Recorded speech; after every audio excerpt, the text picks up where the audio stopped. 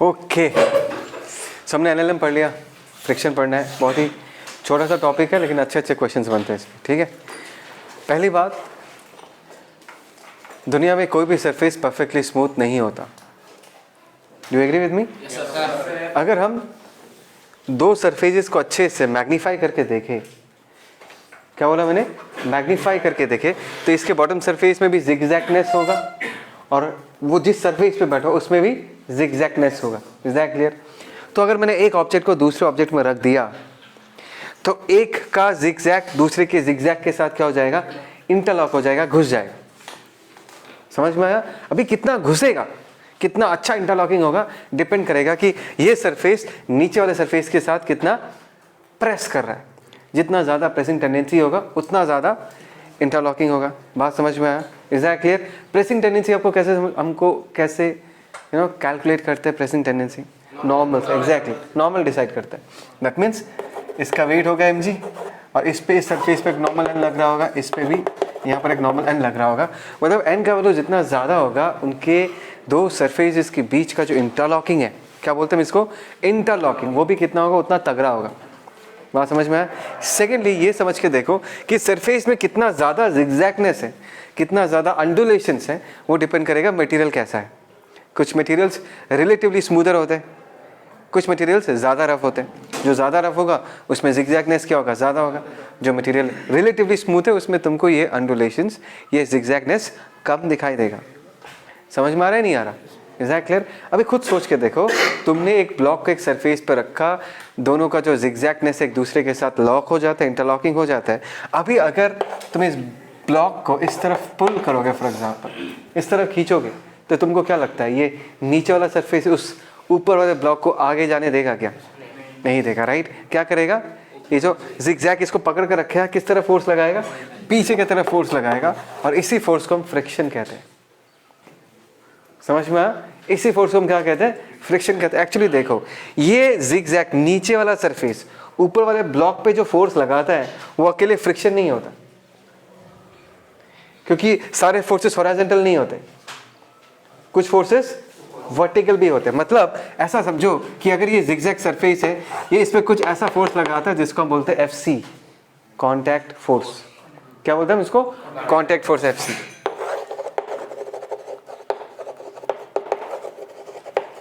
बात समझ में आया? नीचे वाला जिगजैग ऊपर वाले ब्लॉक पे लगाया कॉन्टैक्ट फोर्स FC। बात समझ में आया?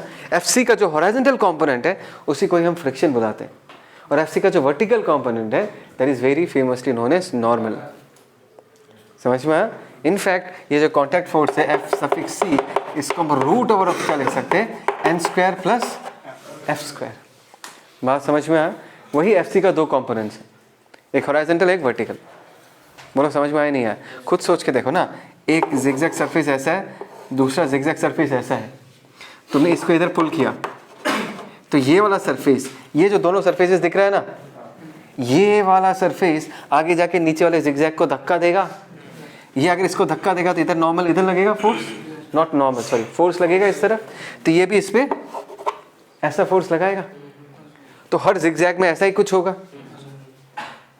उन सारे फोर्सेस के रिजल्टेंट को हमने FC बनाया। हर जगह जो हो रहा है उसका जो कंबाइंड इफेक्ट है उसको हमने क्या लिखा है, FC, जिसका हॉरिजॉन्टल कंपोनेंट क्या होगा, फ्रिक्शन, और जिसका वर्टिकल कंपोनेंट होगा नॉर्मल। नॉर्मल के बारे में हमने अलग से NLM में ऑलरेडी स्टडी कर चुके हैं। अभी बारी उसका हॉरिजॉन्टल कंपोनेंट के बारे में स्टडी करने का, दैट इज फ्रिक्शन। बात समझ में आया? फ्रिक्शन इज ऑलवेज हॉरिजॉन्टल, मतलब ऐसा बोलना नहीं चाहिए always horizontal, along the surface होता है। क्या होता है, अलोंग द सरफेसेस, ठीक है। सिंपल से एग्जांपल लेते हैं। सोचो तुम्हारे घर पे अलमीरा है और तुमने इस पे फोर्स लगाया, क्या लगाया, फोर्स, और तुम्हारा जो ये अप्लाइड फोर्स है इसका वैल्यू लेटर से तुम धीरे धीरे क्या कर रहे हो, चेंज करो, एकदम फील करना। सोचो तुम्हारा अलमीरा पूरा भरा पड़ा है, तो तुमने पहले धक्का नहीं दिया, अप्लाइड फोर्स कितने,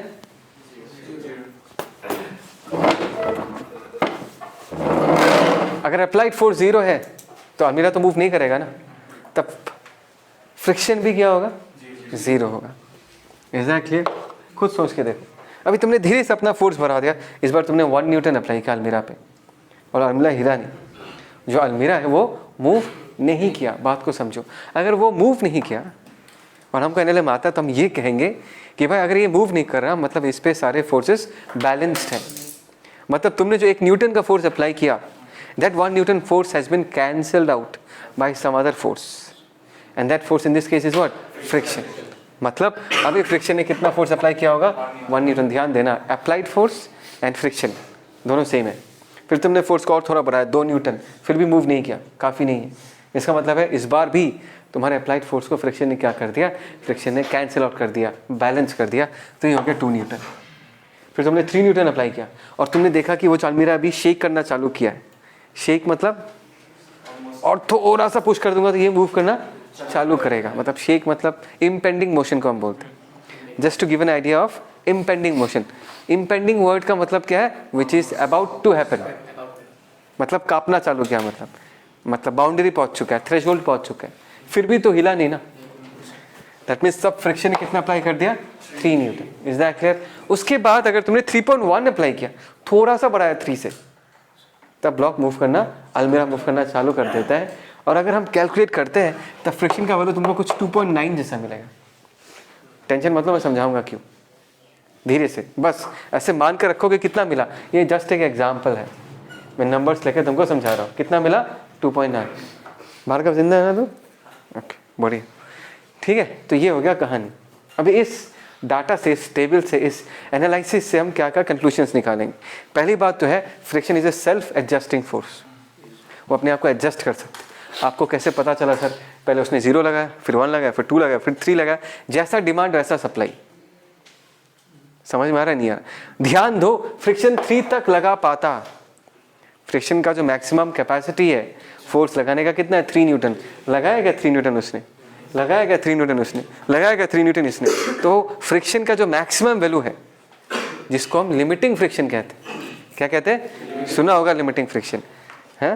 रिवीजन इसलिए मैं नाम पहले बता दे रहा हूँ। वो हमेशा नहीं लगता। बहुत लोग हमेशा प्रॉब्लम करते वक्त F = μn लिख देते, F की जगह F लिमिटिंग लिख देते।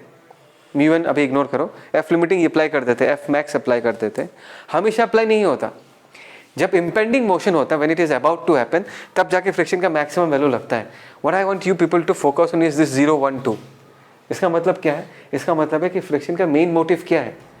फ्रिक्शन का मेन मोटिव है कि दोनों सरफेसेस के बीच घिसाई ना हो। घिसाई मतलब रिलेटिव स्लिपिंग। क्या ना हो? रिलेटिव स्लिपिंग ना हो। फ्रिक्शन का मेन इंटेंशन यही होता है। फ्रिक्शन चाहेगा कि ये जिगजैग सरफेस ऊपर वाले जिगजैग सरफेस को क्या करता चाहता है? पकड़ के रखना चाहता है, ताकि उन दोनों के बीच कोई रिलेटिव मोशन ना हो। फ्रिक्शन का हमेशा मोटिव यही रहता है। Is that clear? और उसको करने के लिए उसको जितना सप्लाई करना है वो उतना ही करेगा। अरे खुद सोच के देखो, तुमने यहाँ पर 1 न्यूटन अप्लाई किया और फ्रिक्शन ने बोल उल्टा 3 न्यूटन अप्लाई कर दिया, तुमको समझ में आ रहा है क्या होगा? तुमने धक्का दिया, 1 न्यूटन अलमीरा तुम्हारे पास आ रहा है। ऐसा नहीं होता ना, दिस इज ऑब्वियस। ऐसा नहीं कि तुमने धक्का दिया और अलमीरा तुम्हारे पास आ रहा है। फ्रिक्शन ऐसा नहीं करता। 1 न्यूटन है तो फ्रिक्शन भी कितना अप्लाई करेगा? 1 न्यूटन ही अप्लाई करेगा। पहली बात तो यह है कि friction is what? Self adjusting.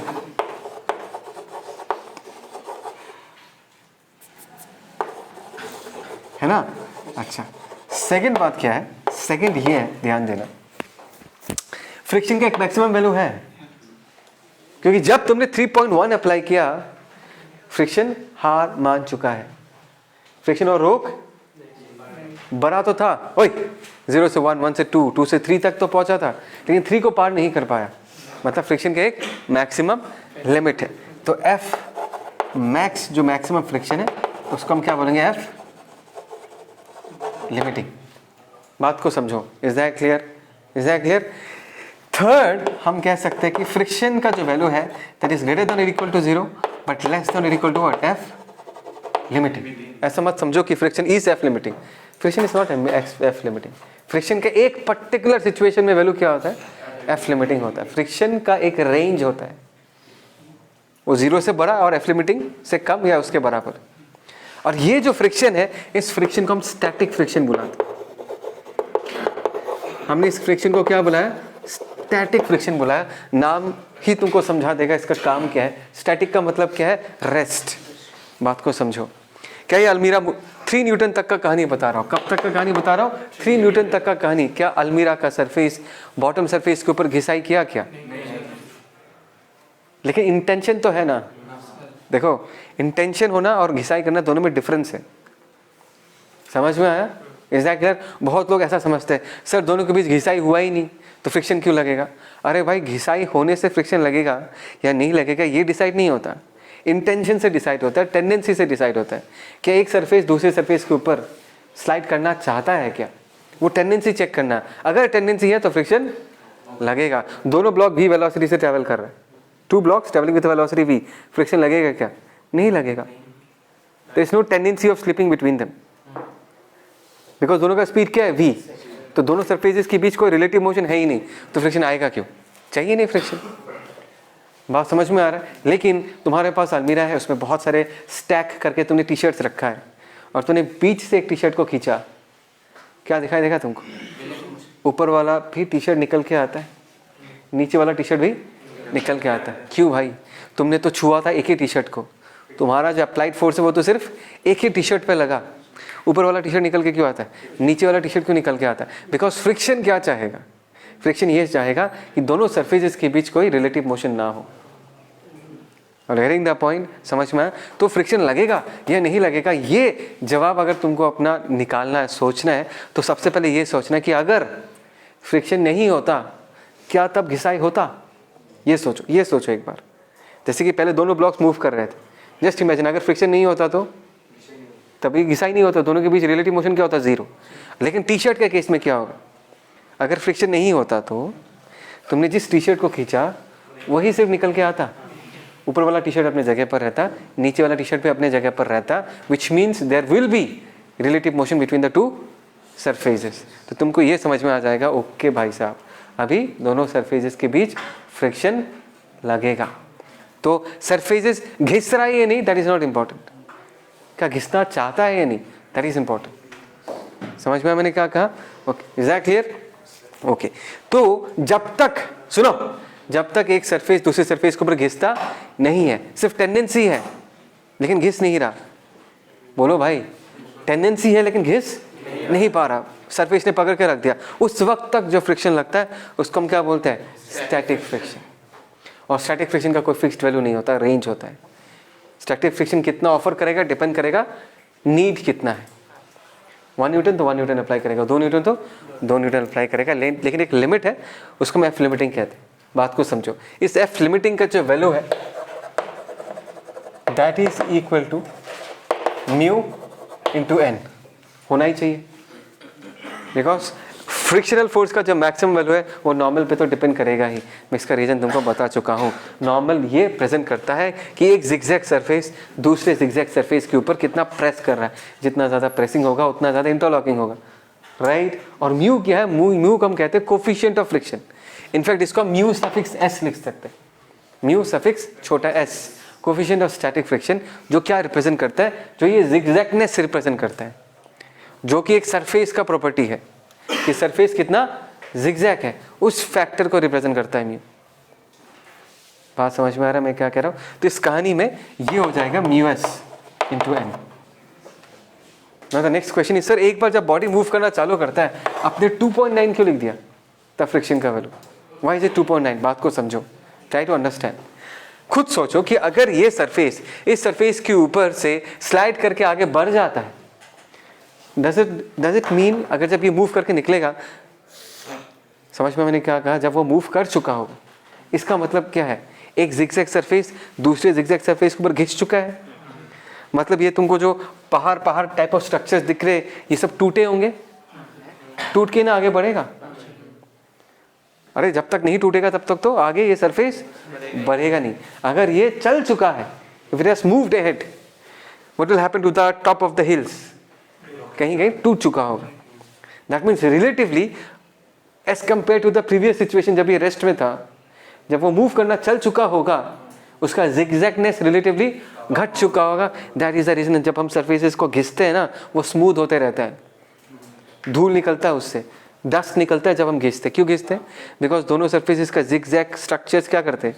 एक दूसरे के ऊपर घिसते रहते हैं, तो उनका जिगजैगनेस क्या होता रहता है? घटते रहता है, और वो जो टूटा हुआ पार्टिकल्स वो निकलता है डस्ट के फॉर्म में। बात समझ में आया? Is that clear? लेकिन इसमें बच्चों के दिमाग में डाउट होता है, सर ऐसा होने से तो म्यू का वैल्यू वेरी करते रहना चाहिए, लेकिन हम लोग वैरी नहीं करवाते, कांस्टेंट मान के ही सॉल्व करते, इस लेवल पे एटलीस्ट। समझ में आया? म्यू का वैल्यू हम कांस्टेंट रखेंगे, और जब ये बॉडी मूव कर चुका होता है, जब ये बॉडी ऑलरेडी मूव कर चुका होता है या मूव कर रहा है, उस वक्त जो फ्रिक्शन लगता है वो स्टैटिक फ्रिक्शन नहीं बुलाते, उसको हम काइनेटिक फ्रिक्शन बोलते हैं। और काइनेटिक फ्रिक्शन का जो वैल्यू है वो कांस्टेंट है, और काइनेटिक फ्रिक्शन का जो वैल्यू है वो स्टैटिक फ्रिक्शन से कम होता है। और कम होने का रीज़न है, नॉर्मल तो वही रहेगा, n = mg। In this case mu का वैल्यू बदल जाता है, बिकॉज सरफेस का रफनेस चेंज हो चुका है, और सरफेस का रफनेस जब वो मूव कर जाता है वो घट चुका है, तो म्यू के का वैल्यू म्यू एस से क्या है? कम है। समझ में आया कुछ? Is that clear? सो जब ये मूव कर जाता है, when it already starts moving,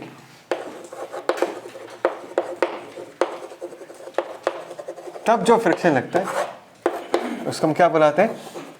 kinetic friction. F suffix के, उसका फॉर्मूला क्या है? That is equal to what? Mu के इंटू एन। और हमेशा याद रखना कि म्यू के का जो वैल्यू है वो म्यू एस से क्या होगा? छोटा होगा।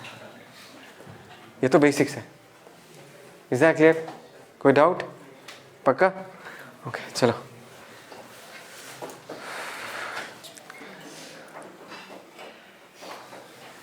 अच्छा देखो, अभी जो हम डिस्कस करने वाले हैं वो प्रॉब्लम सॉल्विंग का सबसे इंपॉर्टेंट पार्ट है, वो है फ्रिक्शन का डायरेक्शन निकालना। मैक्सिमम लोगों को इसी में प्रॉब्लम होता है।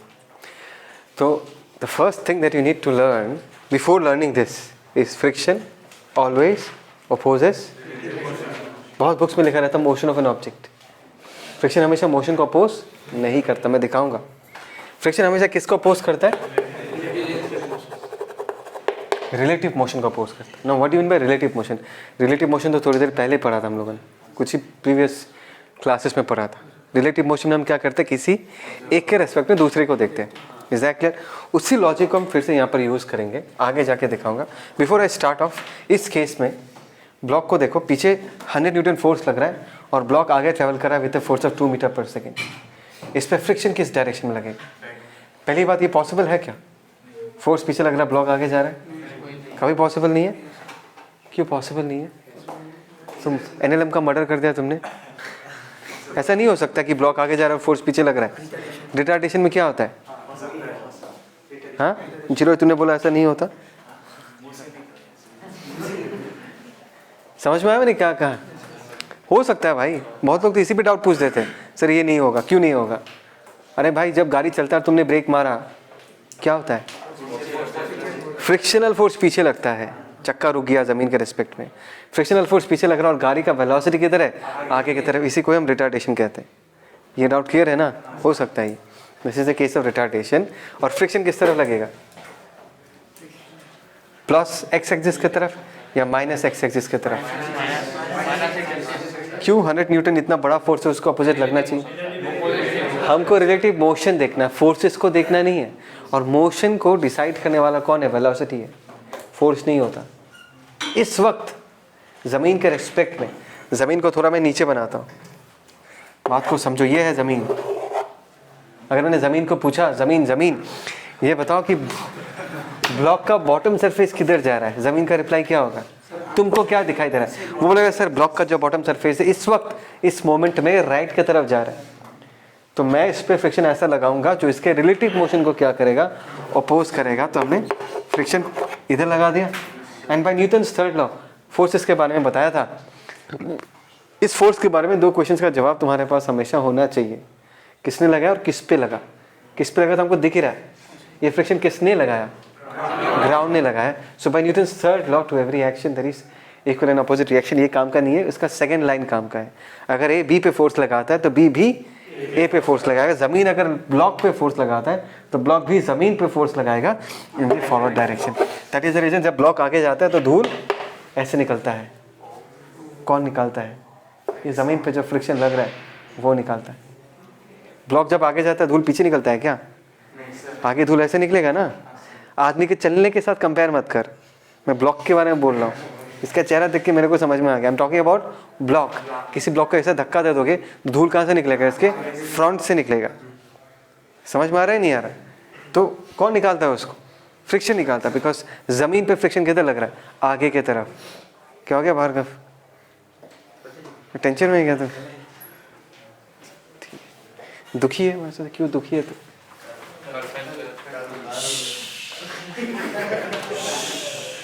मतलब सच है क्या इतना जो? अच्छा कल आएंगे, कल तो पार्टी है ना यहाँ पर। अच्छा इधर चालू करते इधर let's talk about this case, right? M1 M2 दो ब्लॉक्स हैं, फ्रिक्शन तो लगेगा definitely, that is relative motion. लेकिन लगता कैसा है, हमेशा देखो कि तुमको क्या करना है, ब्लॉक्स को अलग अलग करके बनाना है। अलग अलग है नहीं, अलग अलग बना रहे हो ताकि तुम देख पाओ कि उनके सरफेसेस के बीच क्या आ रहा है। बढ़िया। अच्छा ये V से जा रहा है, ये 2V से जा रहा है ना? मैंने ज़मीन को पूछा, बिकॉज ज़मीन और इसके बीच फ्रिक्शन है। ज़मीन को पूछा कि ज़मीन ये बताओ ये ब्लॉक का बॉटम सरफेस किधर जा रहा है? ज़मीन बोलेगा राइट की तरफ, तो मैं लगाऊंगा इस पर फ्रिक्शन पीछे। इससे दिस इज F1। मैंने अगर इस पे F1 आगे लगाया तो मेरे पे फ्रिक्शन, सॉरी पीछे लगा, मेरे पे फ्रिक्शन आगे लगेगा। बात खत्म, फ्रिक्शन लगा दिया, ठीक है बढ़िया। अभी हम इन दोनों ब्लॉक्स के बीच में देखते हैं। किसी एक सरफेस को देख लो, कौन से सरफेस के रिस्पेक्ट में देखना चाहोगे? ऊपर वाला सरफेस या ये वाला M1? तो इस सरफेस को पूछा मैंने, ये सरफेस को दिख रहा है, इसको पूछा भाई साहब ये बताओ ये सरफेस किधर जा रहा है? ये सरफेस इस सरफेस को किधर जाता हुआ दिखेगा? बोलो ना। तो फ्रिक्शन किधर लगाएगा? पीछे। ये अलग फ्रिक्शन है F2, बोलो भाई। तो इस पर फ्रिक्शन किधर लगेगा? राइट की तरफ। To every action there is equal and opposite reaction. Can you tell me कौन सा वैल्यू ज़्यादा होगा, F1 या F2? यस, F1 ज़्यादा होगा बिकॉज प्रेसिंग टेंडेंसी किसका ज़्यादा है? बिकॉज इस सरफेस में दोनों ब्लॉक्स बैठा हुआ, तो यहाँ पर ज़्यादा प्रेसिंग टेंडेंसी होगा, तो फ्रिक्शन का वैल्यू भी क्या होगा? ज़्यादा होगा। यहाँ पर फ्रिक्शन का वैल्यू क्या होगा? कम होगा। कुछ आया समझ में? Okay, what about this case? यहाँ पर क्या है, वो टी शर्ट वाला केस है। तुमने नीचे वाले टी शर्ट को आगे खींचा तो ऊपर वाला ब्लॉक भी क्या करेगा? आगे जाएगा, आगे जाता है। अभी देखते कि यार अपने आप तो जा नहीं सकता, किसी भी ऑब्जेक्ट का स्टेट चेंज अगर हो रहा है उस पर एक अनबैलेंस्ड फोर्स लगा होगा, तो कैसे निकालते हैं? फिर से देखो, यहाँ पर रिलेटिव मोशन है ही नहीं। कभी कभी क्वेश्चन में ऐसा लिखा रहता है sufficiently rough. Now what you mean by the word sufficiently? Sufficient मतलब फ्रिक्शन इतना है, रफनेस इतना है कि दोनों सरफेसेस के बीच कोई घिसाई नहीं होगा, उसका मतलब होता है sufficiently rough. Is that clear? मतलब अभी ऊपर वाला ब्लॉक जो है नीचे वाले प्लेटफॉर्म के साथ एक साथ चल रहा है। अभी लोगों के मन में ये डाउट होता है सर रिलेटिव मोशन तो नहीं हो रहा। भाई रिलेटिव मोशन नहीं हो रहा, सही है, but I never talked about relative motion हो रहा ही नहीं। मैंने किसके बारे में पूछा था, किसके बारे में सिखाया था कि फ्रिक्शन का डायरेक्शन निकालने के लिए हमको रिलेटिव मोशन हो रहा है नहीं हो रहा वो देखना नहीं है, टेंडेंसी है या नहीं वो देखना है। अभी टेंडेंसी अगर देखना है, स्टेप क्या मैंने बताया था, what is the first step? सबसे पहले ये इमेजिन करो कि अगर फ्रिक्शन नहीं होता तो क्या होता। बात को समझो, बात को समझो। यह तो सिंपल था, ये जो फ्रिक्शंस लग रहे थे this are all kinetic frictions, because घिसाई हो रहा है। प्रॉब्लम होता है जब घिसाई नहीं होता, कि छोटा m प्लेटफॉर्म के साथ एक साथ मूव कर रहा है, और मैंने लिख कर रखा कि सफिशिएंटली रफ सरफेसेस, मतलब डेफिनेटली दोनों सरफेसेस के बीच कोई घिसाई नहीं हो रहा। क्या इस वक्त फ्रिक्शन लगेगा? लगेगा भाई। अगर फ्रिक्शन नहीं होता तो प्लेटफॉर्म ही निकल के आगे बढ़ जाता, ब्लॉक तो हिलता ही नहीं। ब्लॉक को आगे कौन लेके जा रहा है? फ्रिक्शन लेके जा रहा है। तो इस वक्त मैं तुमको फिर से याद दिलाना चाहता हूँ, रिलेटिव मोशन हो रहा ही हो नहीं हो रहा, that is not important. Important क्या है? क्या रिलेटिव मोशन होने का टेंडेंसी है, एंड डेफिनेटली फुल टेंडेंसी। जमीन को स्मूथ मानता हूँ, ठीक है, जमीन का फ्रिक्शन इग्नोर करते हैं। तो अभी तुम किसको पूछना चाहोगे? किस सरफेस को? एम वाले सरफेस को। किसी को भी पूछने से चलता है, कोई प्रॉब्लम नहीं। एम वालों को पूछोगे तो ईजी होगा। एम वाले के बॉटम सरफेस को पूछा है मैंने। देखो मुझे ब्लॉक के बारे में नहीं देखना, फ्रिक्शन लगता है दो सरफेसेस के बीच, तो we need to concentrate on the two contact surface. तुम अगर आगे भाग रहे हो तो तुमको अपना बॉडी को देखने की जरूरत नहीं है फ्रिक्शन का डायरेक्शन निकालने के लिए, तुमको कॉन्टैक्ट सरफेसेस के रिलेटिव मोशन को देखना है कि तुम्हारा जूते का जो सोल है वो ज़मीन के रिस्पेक्ट में किधर जाना चाहते हैं, तभी तुम फ्रिक्शन का डायरेक्शन डिसाइड कर पाओगे।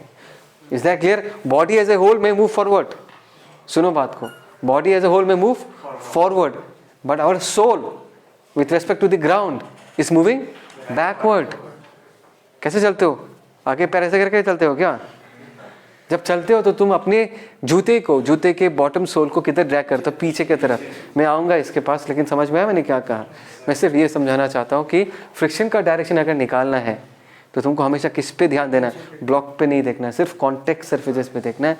तो मैंने इसको पूछा, भाई साहब ये बताओ कि ट्रॉली किधर जा रहा है? ट्रॉली का कॉन्टैक्ट सरफेस किधर जा रहा है? ये सीधा सीधा बोलेगा सर अगर फ्रिक्शन नहीं होता, मैंने माना भी है फ्रिक्शन नहीं है, तो मेरे को ये किधर जाते हुए दिख रहा है? आगे। तो ये इस पे फ्रिक्शन किधर लगा देगा? पीछे। और इस पे लग जाएगा फ्रिक्शन आगे। देखो छोटे एम को आगे लेके जाने के लिए किसके कंधे पे ये रिस्पॉन्सिबिलिटी है? सिर्फ और सिर्फ फ्रिक्शन ही है जो छोटे एम को किधर लेके जा रहा है? आगे लेके जा रहा है। बात को समझो, आगे जाके तुम क्वेश्चंस करोगे कि मैं मैक्सिमम कितना फोर्स लगा सकता हूं ताकि ये ब्लॉक ट्रॉली के साथ ही मूव करे। क्या बोला मैंने?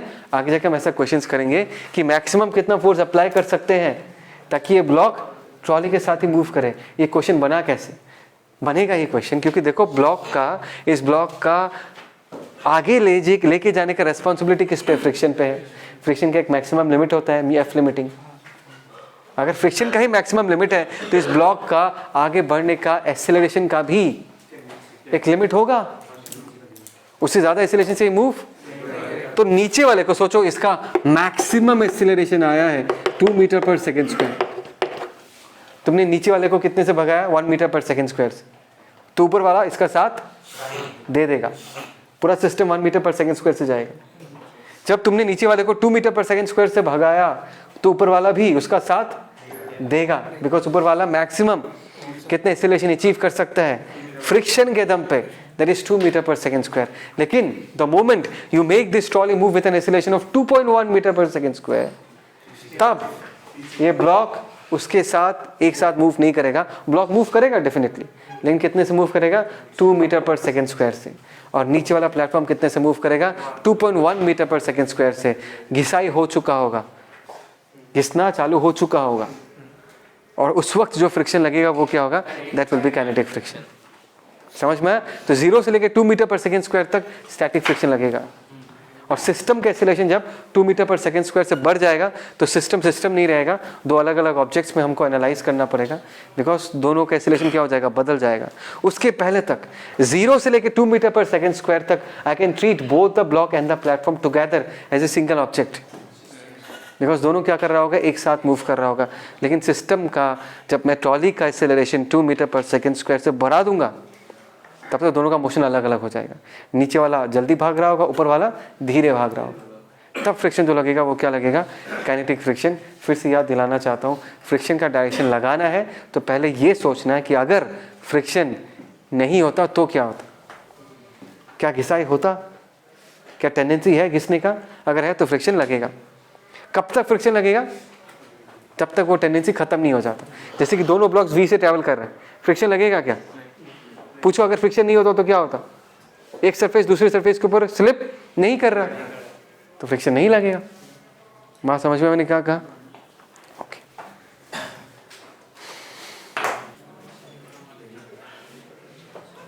ओके। तो मैंने तुमको कहा था कि फ्रिक्शन मोशन को अपोज नहीं करता, फ्रिक्शन रिलेटिव मोशन को अपोज करता है। ऐसे बहुत सारे केसेस हैं जिसमें फ्रिक्शन के कारण ही बॉडी मूव करता है।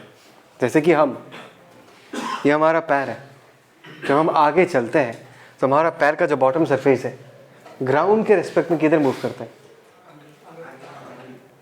जब हम इस तरफ चलना चाहते हैं तो हमारा पैर हम जमीन के ऊपर ड्रैग किस तरफ करते हैं? पीछे की तरफ। तो जमीन पर दिख रहा है ये जो बॉटम सरफेस है किधर ड्रैग हो रहा है? पीछे की तरफ। तो पैरों पे फ्रिक्शन किधर लग रहा है? आगे की तरफ। और हम मूव किस तरफ करते हैं? Because of this friction. खुद इमेजिन कर लो कि अगर ज़मीन परफेक्टली स्मूथ हो गया और तुम चलने का कोशिश कर रहे हो तो क्या होगा?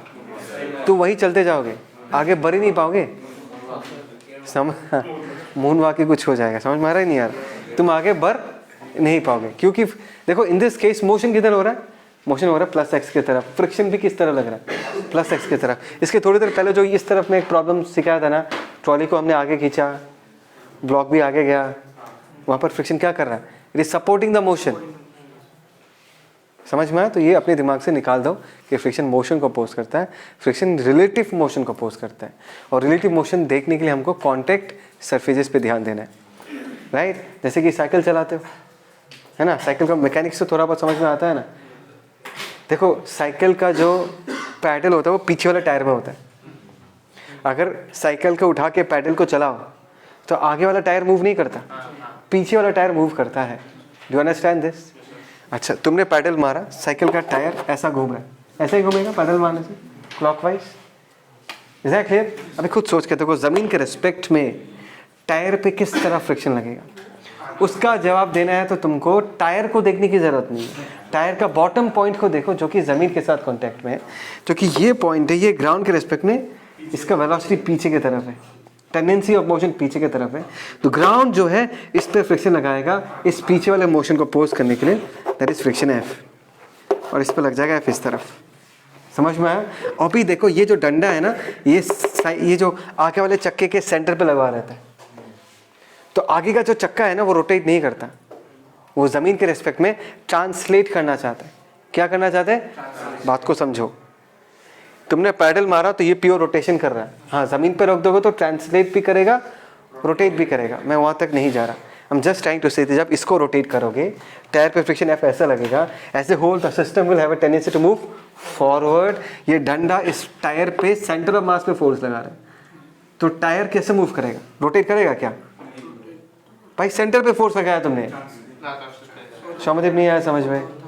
हाँ भाई साहब, साइकिल का जो पहला डंडा है वो साइकिल के कौन से पॉइंट के साथ कनेक्टेड होता है? तो ये रॉड इस पे किधर फोर्स लगा रहा है? सेंटर पे लगा रहा है, नहीं लगा रहा? तो ऐसे फोर्स लगेगा तो ये साइकिल का जो टायर है उसका मूवमेंट कैसा होगा भाई? ट्रांसलेशन होगा। वही तो बता रहा हूँ, क्या होगा? Translation, right? तो जमीन के रेस्पेक्ट में ये पॉइंट किधर जाना चाहते हैं? आगे। Is that clear? क्योंकि ये टायर एज ए होल बिना रोटेट करके आगे ऐसे ट्रांसलेट करना चाहता है। तो जमीन के रेस्पेक्ट में इस पे फ्रिक्शन कितना लगता है? पीछे। And that will be F dash. तो साइकिल आगे कैसे जाता है? एफ का वैल्यू एफ डैश से ज्यादा, बिकॉज तुम बैठते किसके ऊपर हो? पीछे वाले टायर के ऊपर। कुछ फील आया? नॉर्मल किधर ज्यादा होगा? पीछे। फ्रिक्शन किधर ज़्यादा होगा? पीछे। तो एफ एफ डैश से ज़्यादा होता है। दैट इज़ द रीज़न इस पूरे टायर पे किधर फोर्स होता है? पूरे साइकिल पे किधर फोर्स होता है? आगे की तरफ, इसलिए साइकिल आगे जाता है। पीछे वाले का टेंडेंसी है प्योर रोटेशन का, आगे वाले का टेंडेंसी है प्योर ट्रांसलेशन का। Is that clear? पक्का? तुम जो पैडल मारते हो ना, उसी को ट्रांसलेटरी मोशन नहीं आता। जस्ट इमेजिन करो ये ज़मीन परफेक्टली स्मूथ हो गया, टायर मूव करेगी, तुम्हारा साइकिल आगे जाएगा ही नहीं।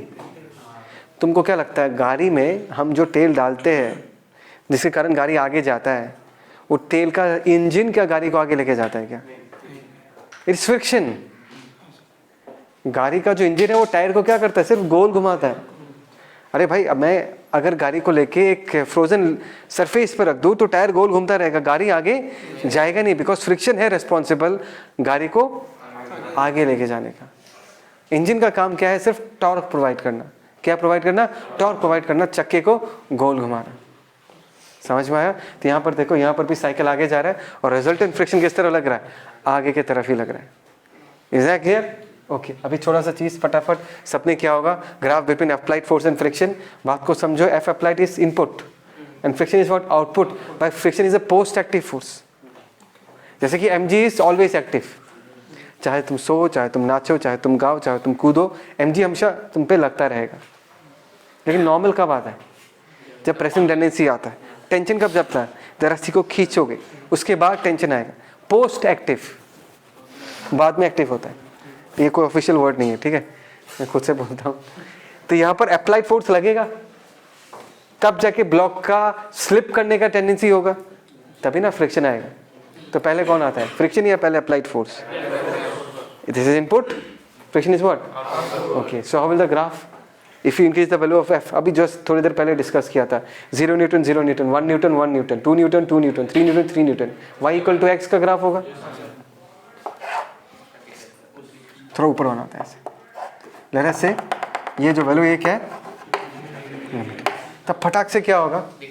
सरफेस जिगजैग टूट जाएगा, म्यू का वैल्यू घट जाएगा, फटाफट 3 से 2.9 आ जाएगा। एग्जाम्पल याद है या नहीं है? तो ऐसा हो जाएगा। उसके बाद से फ्रिक्शन का वैल्यू कांस्टेंट। तो ये जो वैल्यू है ये क्या होगा? एफ काइनेटिक, इसका वैल्यू हम क्या लिखेंगे? दैट इज म्यू के इंटू एन। एफ लिमिटिंग का वैल्यू कितना है? Mu S into N. ये एंगल कितना होगा? 45 डिग्री। तो ये जो रेंज है मतलब 0 से लेके एफ लिमिटिंग तक, ये स्टैटिक फ्रिक्शन का रेंज। और काइनेटिक फ्रिक्शन का वैल्यू हमेशा क्या होता है? कांस्टेंट। ये रीजन जो है इसमें स्टैटिक फ्रिक्शन लग रहा है और इस रीजन में क्या लग रहा है? Kinetic friction. आया सिंपल?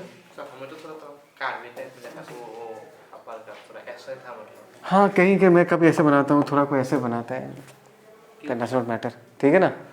मैं इतना एक्यूरेट ग्राफ नहीं बनाया, बस फॉल को समझाया। ठीक है? Okay, let's see this. Let's see the condition कैसा है। यहाँ पर ये सरफेस ग्राफ है और इसका फ्रिक्शन कोफिशिएंट म्यू दिया हुआ है। कभी कभी क्वेश्चन में डायरेक्ट म्यू दिया हुआ रहता है, म्यू एस दिया हुआ नहीं रहता, म्यू के दिया हुआ नहीं रहता, लोड नहीं लेने का। तब एफ लिमिटिंग क्या ले लेना? Mu N. ठीक है?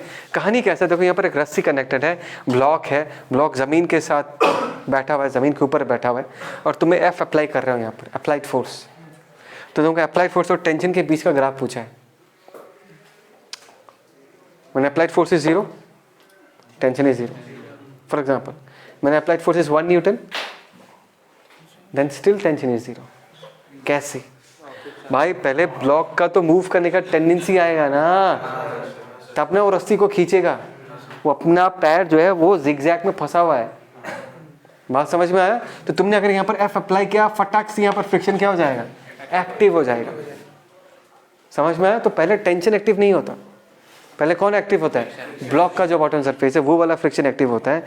और तुमने अगर 1 न्यूटन अप्लाई किया, फ्रिक्शन ने भी 1 लगा दिया, तो टेंशन तो खींचा ही नहीं रस्सी, तो टेंशन का वैल्यू क्या होगा? 0।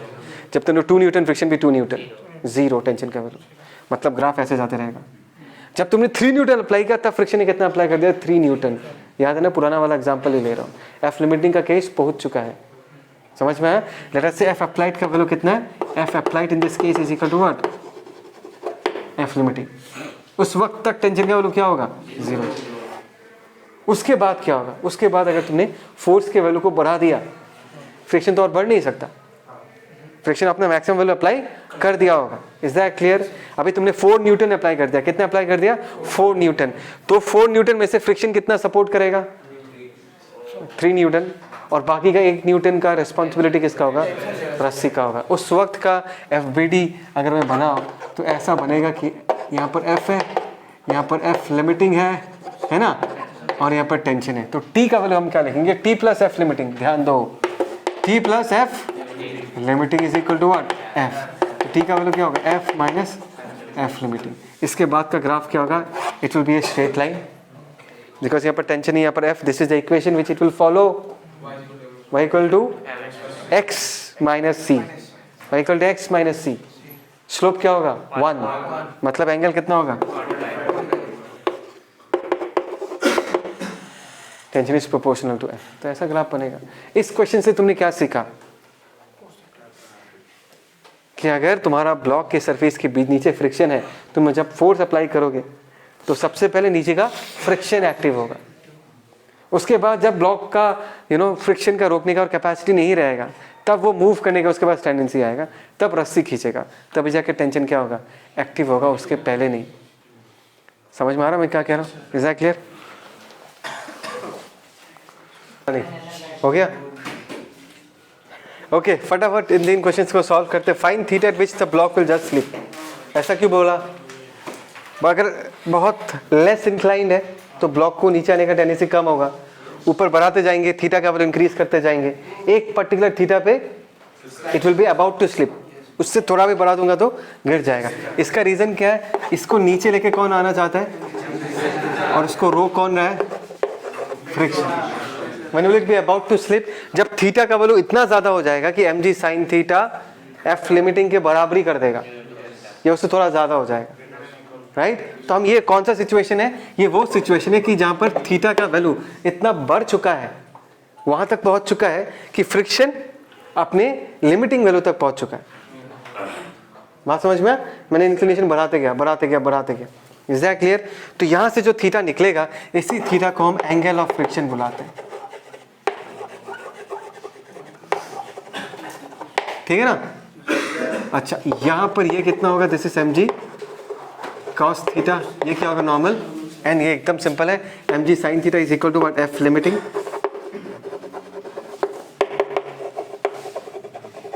f लिमिटिंग की जगह हम क्या लिख सकते हैं? म्यू, ये म्यू एस होगा, है ना, because this is static friction. mg चला गया, tan theta is equal to what?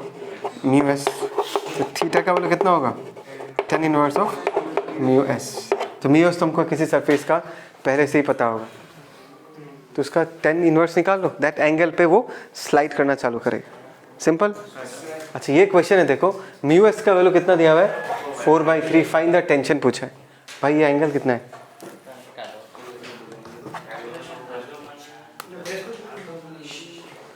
ये एंगल 45 डिग्री है। एंगल कितना है? 45 डिग्री। टेंशन कितना होगा? बोलो। mg sin theta minus mu mg cos theta. Tension 0 होगा। अभी सिखाया था, रस्सी पे जब तक खिंचाव नहीं आएगा तब तक टेंशन एक्टिव नहीं होगा। पहले ये तो देखो कि म्यू एक्स का वैल्यू अगर 4/3 है तो किस एंगल पे ये स्लाइड करना चालू करता है, किस एंगल पे? सो 10, ओए सुनो, tan theta is equal to mu s. Mu s का वैल्यू कितना दिया हुआ है? 4/3। तो थीटा का वैल्यू कितना होगा? 53 डिग्री। कितना होगा भाई? मतलब 53, 45 है यार। 53 पे होता तब जाके फ्रिक्शन हार मानता, तब जाके फ्रिक्शन को टेंशन का हेल्प चाहिए होता। बात समझ में आया? 45 पे फ्रिक्शन तो इस 1g sin 45 को आराम से बैलेंस कर देगा, और ये जो फ्रिक्शन होगा लिमिटिंग भी नहीं होगा। 53 डिग्री पे क्या लगता है? लिमिटिंग फ्रिक्शन लगता है। अभी f का वैल्यू कितना होगा? 1g sin 45 ही होगा। अभी जो फ्रिक्शन लग रहा है वो कितना है? जितना सप्लाई उतना डिमांड। 1g sin 45, तो फ्रिक्शन भी कितना लगा रहा होगा? 1g sin 45। यहाँ पर टेंशन का वैल्यू कितना होगा? तो गलत मत करना एग्जाम में, समझ में आया? इस कंसेप्ट को याद रखना। और ये एक क्वेश्चन है, करें ये डिस्कस? हाँ, तो यहाँ पर दो ब्लॉक से, एक M2 एक M1 है। M2 ने खाना नहीं खाया, ये M1 है, ठीक है। Find the range of M2 for which M1 remains at rest, can anyone give me? इसका मतलब क्या है? रेंज ऑफ M2 क्यों पूछा है? खुद सोच के देखो। M2 अगर बहुत लाइट होता तो सिस्टम किधर मूव करता? M1 का टेंडेंसी इंक्लाइन प्लेन के ऊपर नीचे की तरफ होता, करेक्ट? तब M1 पे फ्रिक्शन ऊपर की तरफ लगता, समझ रहे हो ना? सेकंड, अगर M2 का वैल्यू बहुत ज़्यादा होता तो ब्लॉक का नीचे आने का टेंडेंसी होता है, M1 ऊपर की तरफ जाना चाहता और फ्रिक्शन किधर लगता है? नीचे की तरफ। समझ में आया? Is that clear? तो उसी M1 ब्लॉक पे for very less M2 friction will be in the upward direction, and for very high M2 friction will be in the downward direction. ये रेंज होगा उसका। बात समझ में आया? मतलब दो लिमिटिंग केसेस आएगा। There will be a minimum M2 for which the system will be in equilibrium, and there will be a maximum M2 for which the system will be in equilibrium. For M2 minimum, ध्यान देना।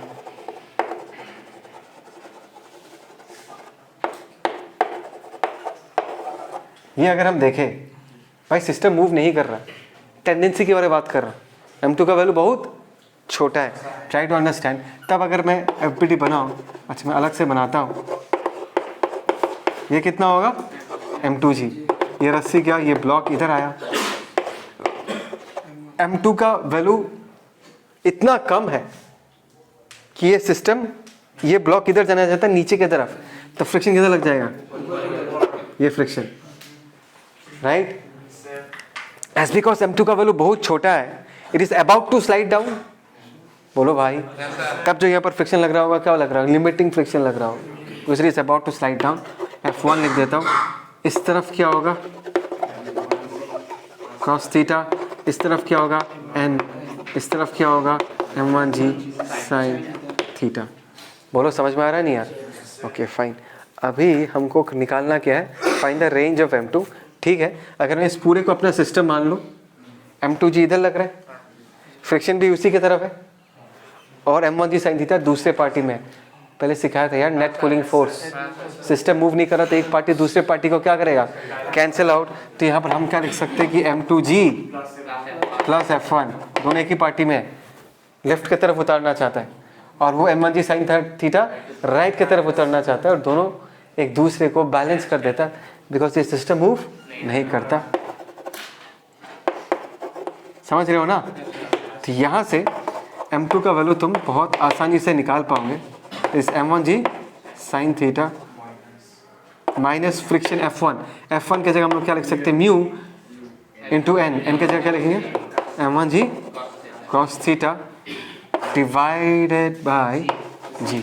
ये होगा m2 का minimum value. बात को समझो, for m2 maximum पूरा FBT ऐसा ही होगा, सिर्फ फ्रिक्शन का डायरेक्शन उल्टा हो जाएगा। समझ में आया? इस पूरे एक्सप्रेशन में ये माइनस नहीं होगा, ये बदल के क्या बन जाएगा, प्लस। फिर से कह रहा हूँ m2 का वैल्यू बहुत ज़्यादा है तो इसका नीचे आने का टेंडेंसी होगा, ब्लॉक का ऊपर जाने का टेंडेंसी होगा, और ये फ्रिक्शन का डायरेक्शन उल्टे डायरेक्शन में लग जाएगा। इक्वेशन में थोड़ा सा चेंज आएगा, करके देखोगे तो यहाँ पर माइनस की जगह प्लस आ जाएगा। सो m2 का जो मैक्सिमम वैल्यू है for which the system will be in equilibrium, that is m1g sin theta plus mu m1g cos theta divided by what.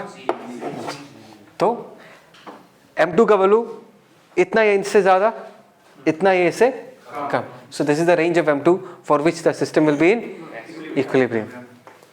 कुछ फील आया? ठीक है, तो आज का ये डिस्कशन यहाँ पर ही कंक्लूड करते हैं। नेक्स्ट क्लास कुछ और क्वेश्चंस करेंगे। ठीक है।